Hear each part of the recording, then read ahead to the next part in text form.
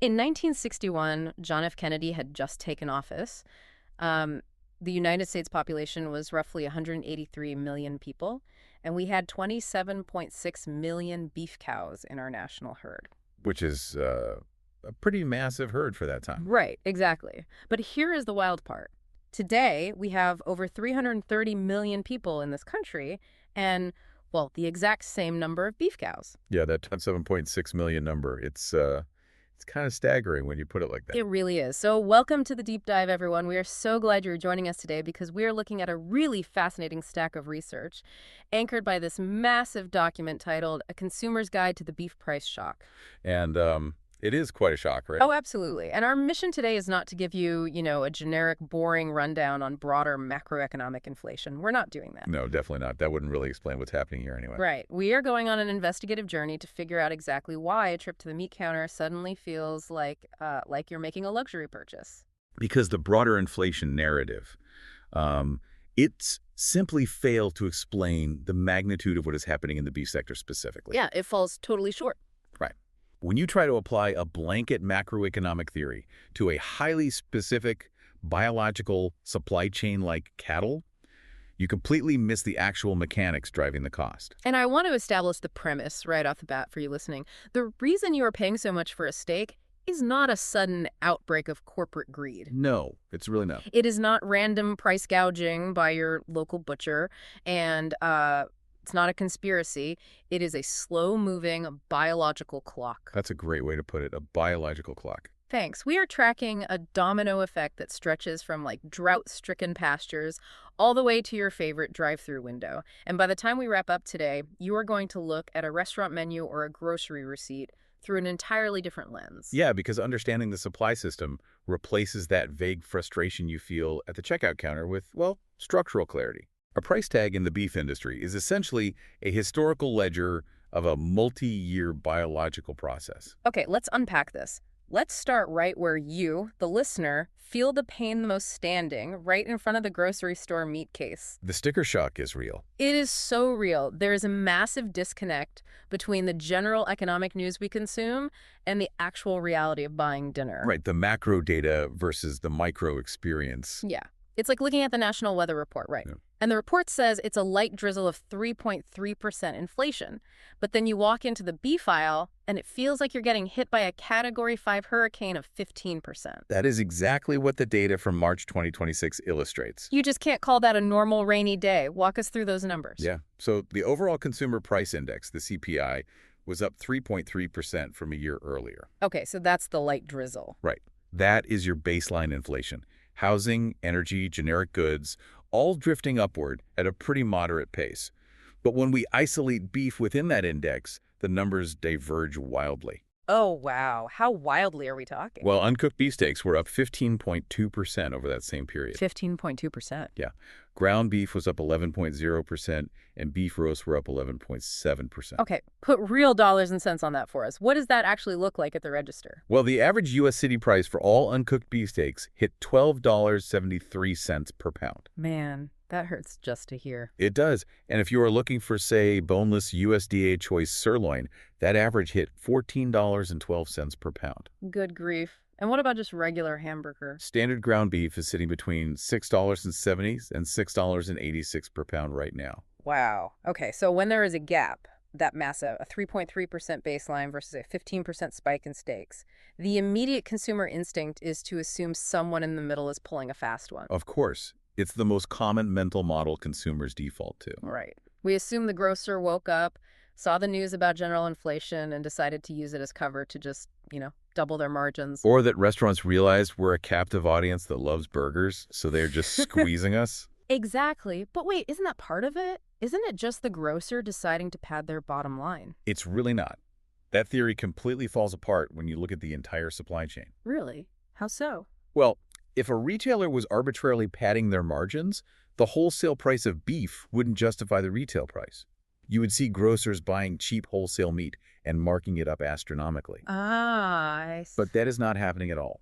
The grocers, the restaurants, the meat packers, and the feedlots, they're all dealing with the exact same margin compression. So nobody's getting rich off this? Oh, margins are tight everywhere. Yeah. The foundational raw material, the animal itself, has just become exceptionally scarce. Okay, so if the animal itself is scarce, we have to travel upstream, we have to leave the grocery store, skip the packing plant, and go all the way out to the ranch. Let's do it. Because I mentioned that 1961 statistic at the top of the show.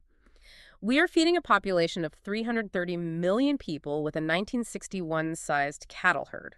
How on earth does a national herd shrink down to 27.6 million beef cows? It happens through a really brutal process called liquidation. Liquidation. That sounds ominous. It is. You have to remember, a national herd is not centrally managed.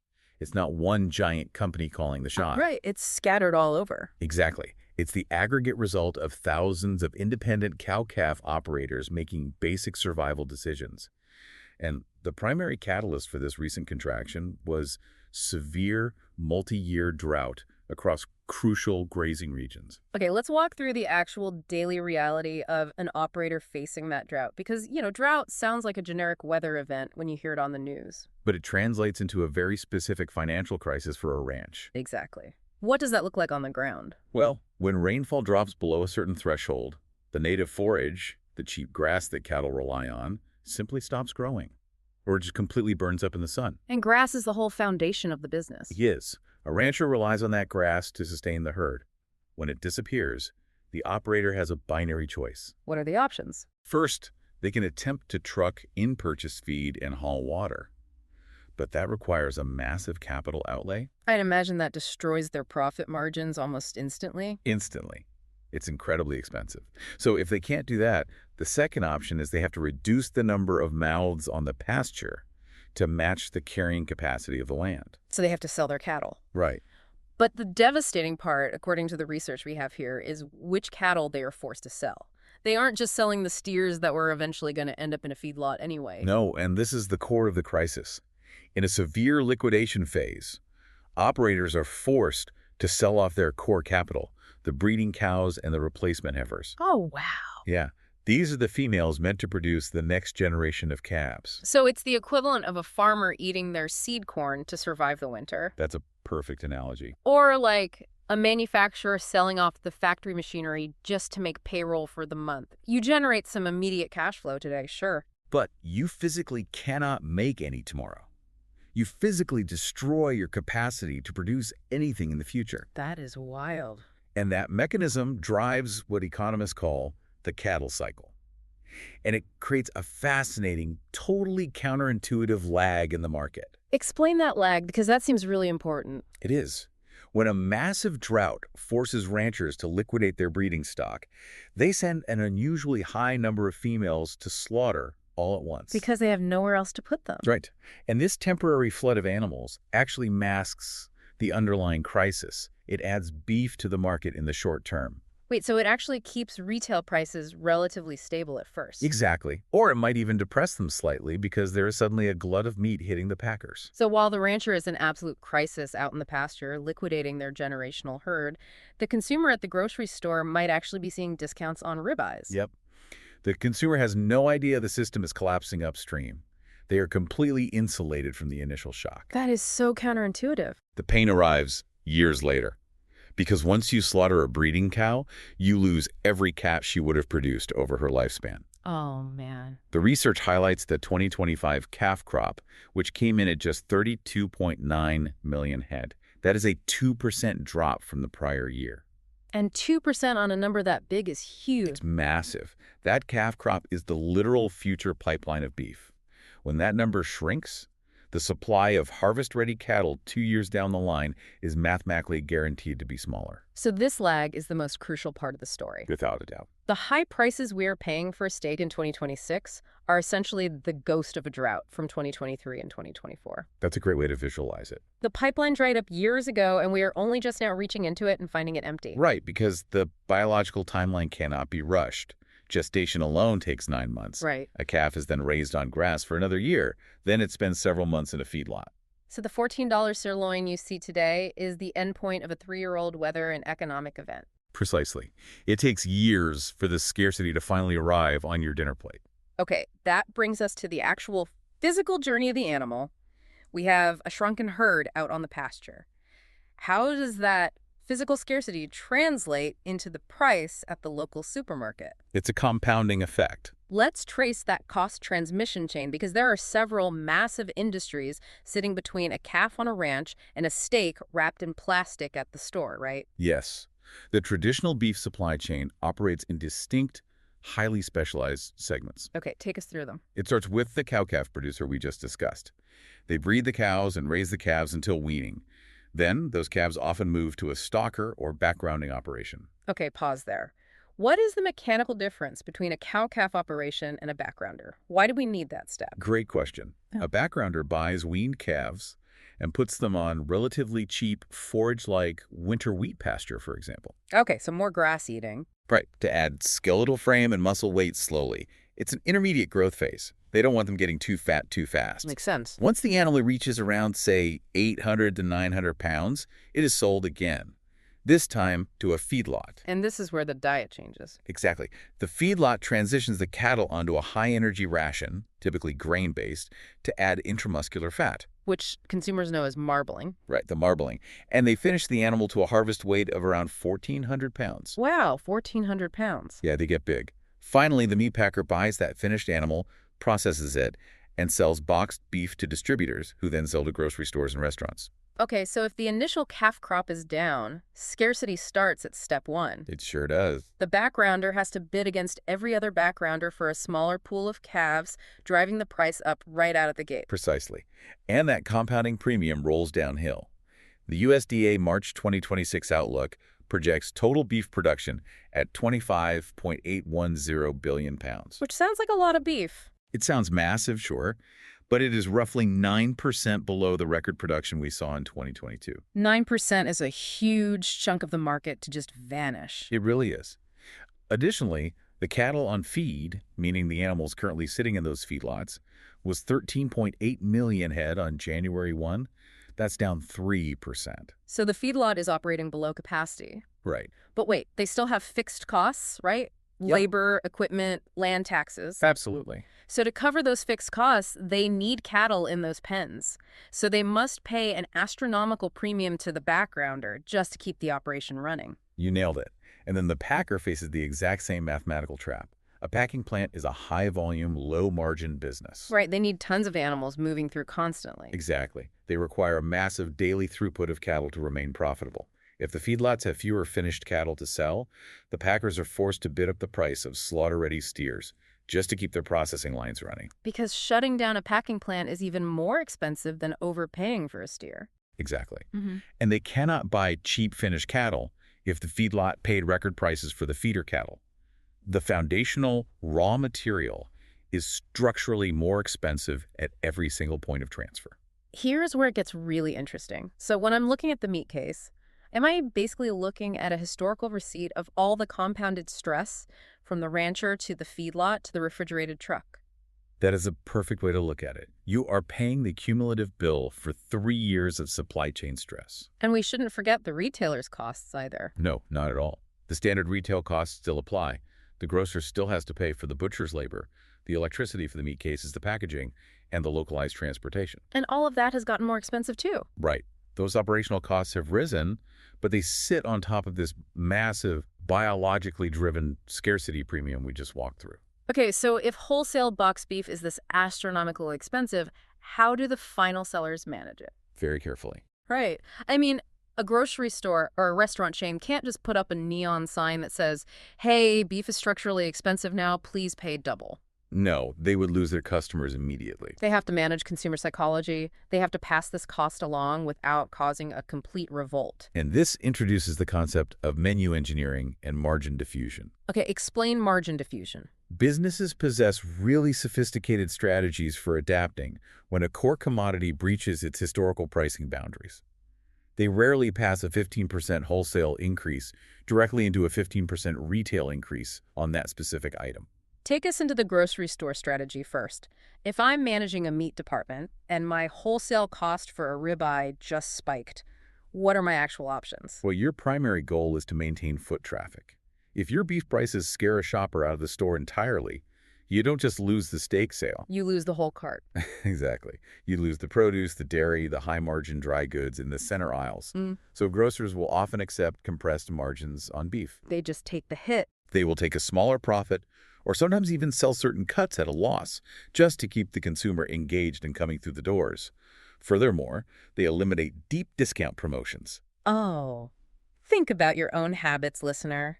Have you found yourself waiting for a sale to buy a roast and the sale just never comes? The days of the half-price holiday brisket or the heavily subsidized summer grilling features, Yeah. those largely vanish. I have absolutely noticed that. You walk in expecting a Memorial Day sale on steaks, and the sale tag is just what the normal price used to be a year ago. Yep.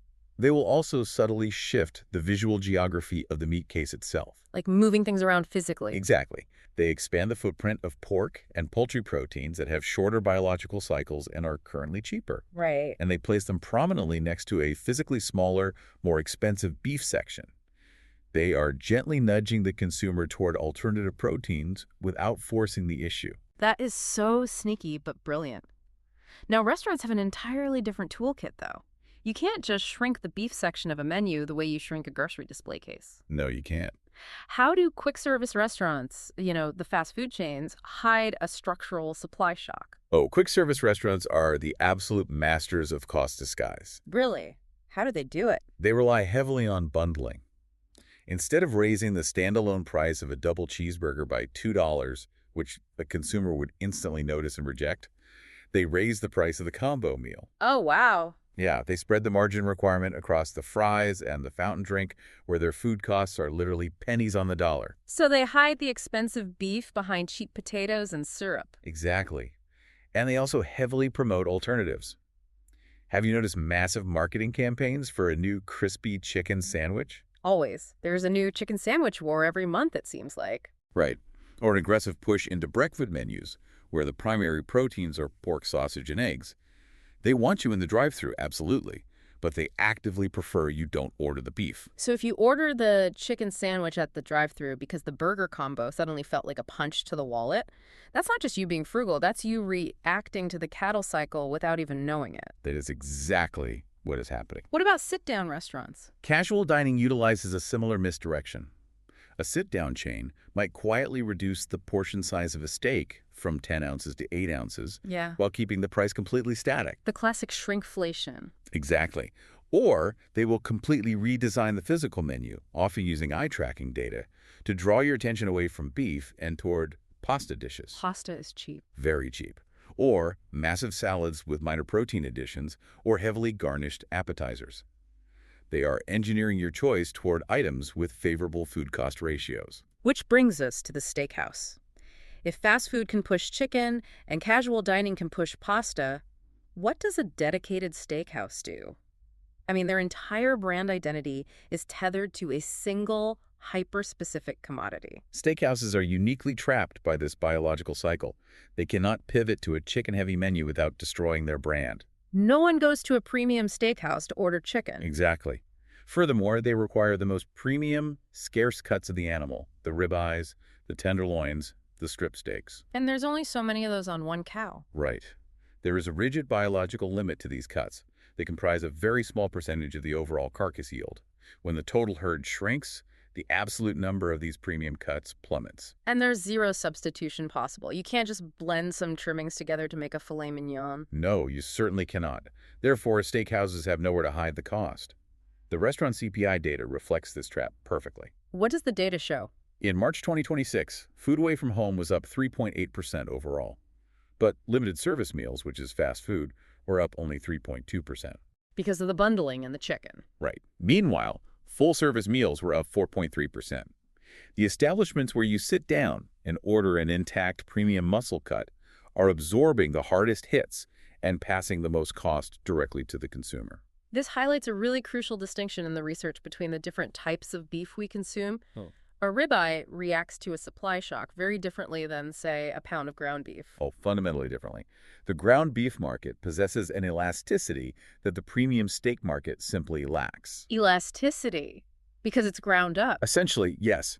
Hamburger is basically a blended commodity. It draws on a massive supply base. It utilizes the trimmings from the premium cuts. It utilizes older dairy cows that have aged out of milk production. And crucially, it can absorb imported lean beef to stretch the domestic supply. Steaks can't do any of that. No, steaks are biologically fixed to the fed cattle supply. You need that specific finished steer.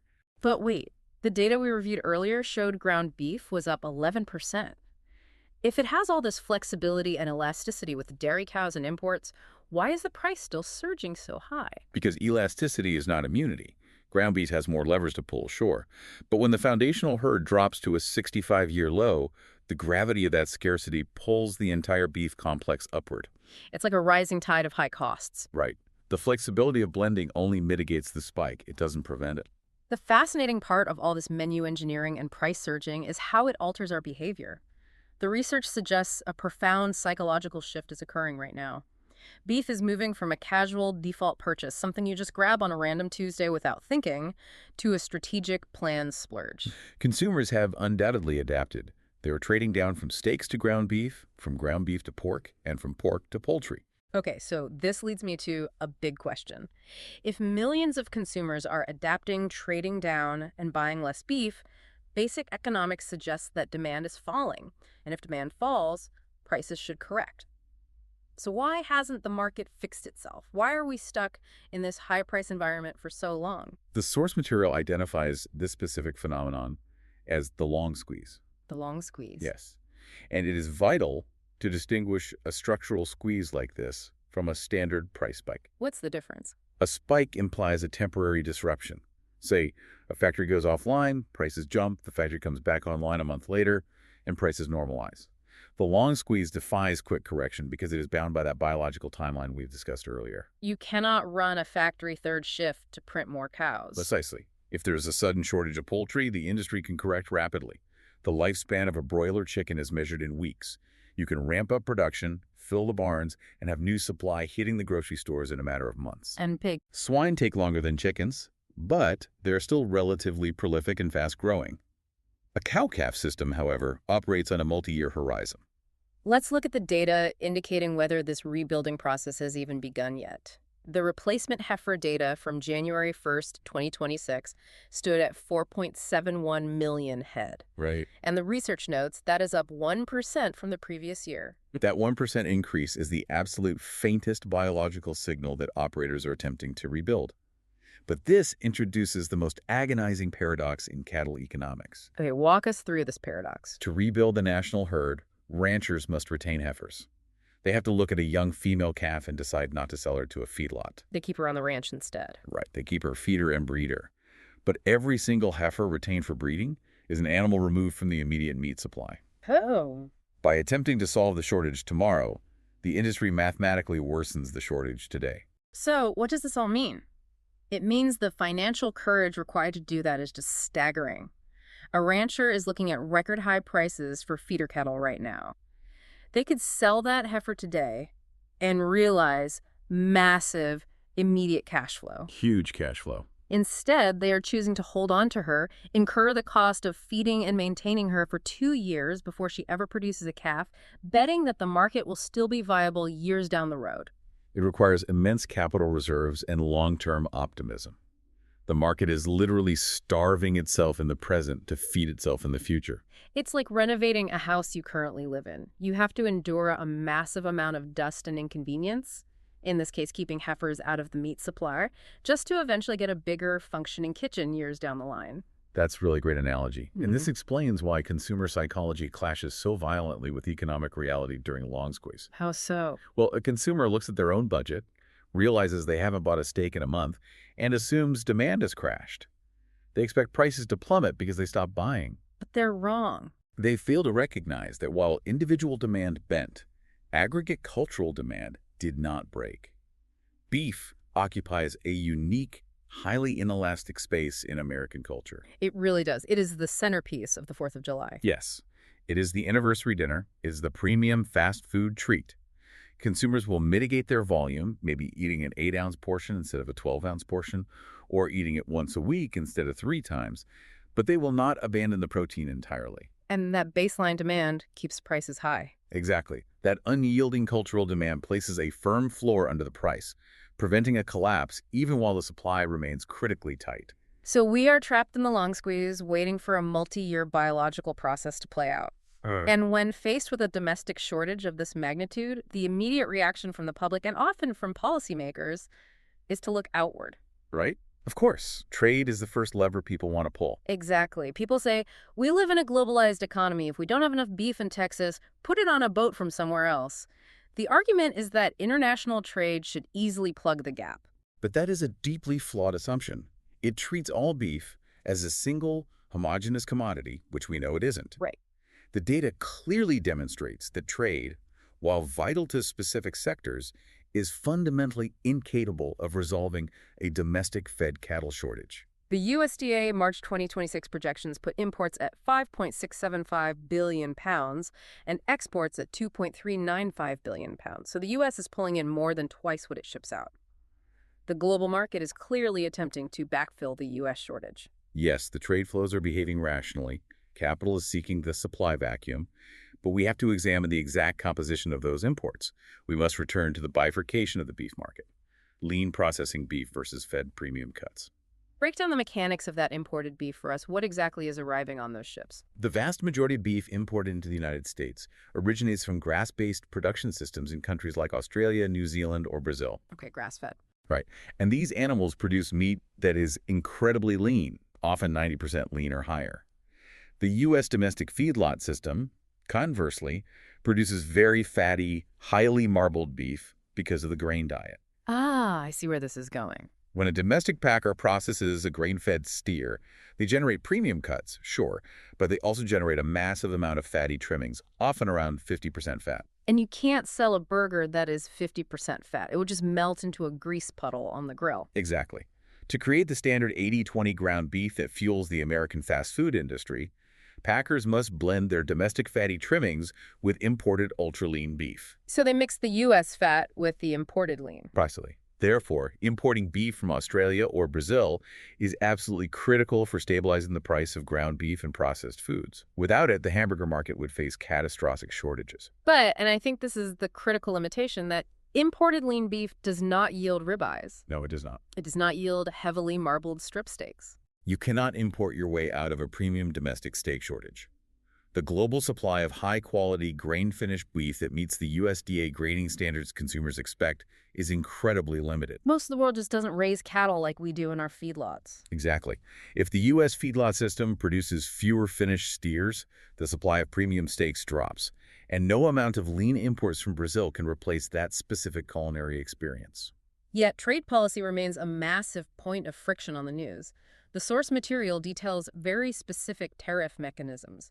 For instance, it notes a 26.4% additional tariff on non-FTA suppliers after a quota filled in January 2026. Yes, that TRQ system. It also mentions a February proclamation that temporarily increased Argentina's quota from 20,000 to 100,000 metric tons. If these policies don't fix the steak shortage, why do they exist, and how do they function? Let's just look at the mechanics impartially. Sure. These mechanisms manage the flow of that critical lean processing beef we just talked about. An FTA, a free trade agreement, establishes a baseline quota, allowing a specific volume of beef to enter the U.S. at a low tariff rate. Okay. This system, known as a tariff rate quota, or TRQ, is designed to protect domestic producers from unlimited foreign dumping while still allowing enough imports to satisfy the blending needs of the ground beef sector. So what happens when that quota is filled, like the research noted happened in January? Once a country exhausts its specific quota, the 26.4% tariff triggers. This acts as a massive financial barrier, effectively shutting down further imports from that supplier because the 26% tax destroys the importer's margin. But if we are in a historic domestic shortage, hitting that 26% penalty wall seems counterproductive, doesn't it? Well, that is precisely why you see policy interventions like the February proclamation regarding Argentina. The government recognized the severe pressure on the ground beef supply and utilized a policy lever to temporarily raise Argentina's quota by 80,000 metric tons. This allows more lean beef to flow into the country without triggering the punitive tariff, providing slight margin relief to the quick-service restaurants and grocery stores grinding hamburger. It is a marginal relief valve. But it brings us back to the core misunderstanding. I hear people arguing about export shipments and tariffs all the time. Are you saying that when people blame the price of their ribeye on trade policy, they are essentially yelling at the wrong cloud? They are completely misdiagnosing the disease. Looking impartially at trade policy, tariffs and quotas are functional tools for managing the lean meat supply. They dictate the wholesale price of 90% lean trimmings, but they are entirely secondary to the biological reality of the domestic fed cattle cycle. Trade policy can lower the cost of a drive-through burger by a few cents, but it cannot manifest a domestic grain-fed ribeye out of thin air. Correct. Blaming tariffs or export flows for a $14 sirloin is an intellectually easy scapegoat. It feels immediate. It feels like a stroke of a pen in Washington ruined your grocery bill. But the truth is way more complicated. The true driver of that price tag is much slower, much quieter, and vastly harder to resolve. The root issue is the physical absence of domestic breeding females. We have covered an immense landscape today. We started at the grocery store, staring at that visceral $14.12 per pound price tag on a sirloin. And we traveled a long way from there. We really did. We bypassed the generic macroeconomic inflation narratives and traced that specific cost backward. We watched it compound as it moved from the retailer's display case, through the margin-squeezed packing plants, past the undercapacity feedlots, and finally out to a drought-stricken ranch. It's a chain of compounded scarcity. Yeah. We saw how a weather crisis forced operators to liquidate their herds, basically eating their seed corn and driving the national cattle inventory down to levels not seen since the Kennedy administration. And, we explored how the industry attempts to mask that biological reality.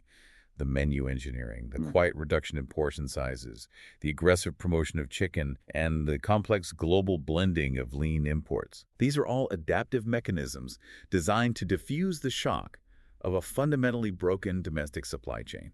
Understanding this intricate web doesn't magically reduce the total at your checkout counter. The receipt is still going to hurt, but it replaces that helpless, undirected frustration with structural clarity. Exactly.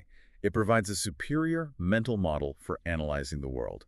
When you encounter a sudden price shock in any foundational commodity, whether it is beef, timber, or grain, you learn not to reflexively blame the final retailer. You immediately look upstream. Right. You analyze the raw material, you calculate the biological or manufacturing lag, and you look for the margin diffusion strategies employed by the intermediaries. I want to leave you, our listener, with one final, deeply provocative thought that builds directly on the mechanics we've explored today. We know the initial catalyst for this historic liquidation was severe drought and the deterioration of pasture conditions. The rancher mathematically could not sustain the herd on the available water and grass. That's the initial trigger, yes. And we established that rebuilding this herd requires a massive retention of females and years of optimal, predictable weather. Predictable weather being the key there. Right. So if we look at shifting climate patterns, what happens if these multi-year extreme drought events become the continuous new normal? Oh, wow. If the native pastures never predictably recover for long enough to support a multi-year biological rebuilding cycle, does the cattle cycle permanently break? That is a terrifying question for the industry. We have to ask if the basic biology of cattle means that beef inevitably transitions away from being a weekly American staple. Does the casual Tuesday night burger slowly fade, leaving domestic beef as a permanent luxury item, priced like caviar, and reserved strictly for special occasions? A permanent long squeeze. Exactly. Are we currently living through the end of an era? Think about that the next time you step up to the refrigerated meat case, look down at a simple cut of steak, and realize that the price tag isn't just a number. It is a biological ledger, a weather report from 3 years ago, and maybe, just maybe, a glimpse into the future of our food supply. It definitely makes you appreciate what you're buying. It really does. Thank you for joining us on this deep dive. Keep looking beneath the surface of your everyday world.